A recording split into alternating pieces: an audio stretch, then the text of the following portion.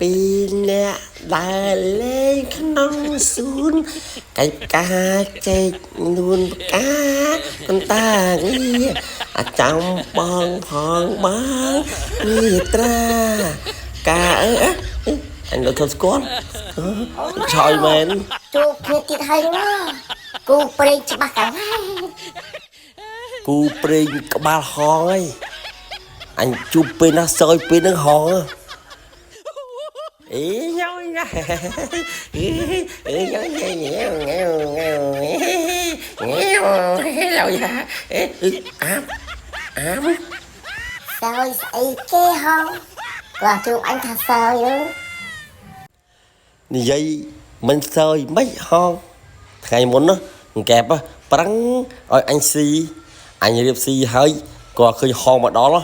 កែបលើទឹកប្រងអញលុតប្រងតាមកែបតាមចាប់ទឹកមានណាអើយងជាប់បលាចង់ចូលរួមទៅអហងចឹងអញស្វាងក៏បាត់ហើយចុះឮថាហងធ្វើការនៅថៃអីហើយមិនក៏ប្រញាប់មកវិញមិនហងនិយាយមិនប្រញាប់មកវិញមិនហងបើជួយផាច់អីគិតប្លែកឲ្យមើលអញប៊ីងាប់ហើយ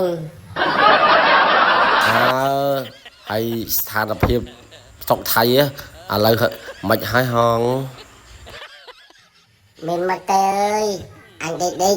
គឺក្រោមអូយអញចង់កាប់ឲ្យដងម្ដងចុះពុកម៉ែគាត់បដោះស្រុកខ្មែរ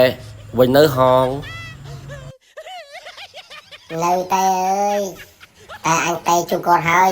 ឥឡូវគាត់ទៅដល់ហាណូយហើយ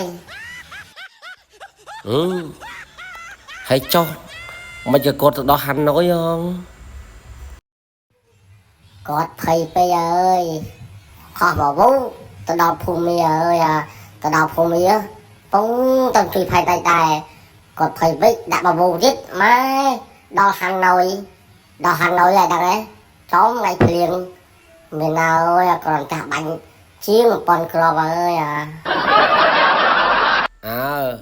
ហើយចុះថ្ងៃណាហងត្រឡប់ទៅថៃវិញហ៎អញធ្វើតេស្តចប់រោងចក្រអំពូលហើយអើយអញឈប់ទៅវិញហើយ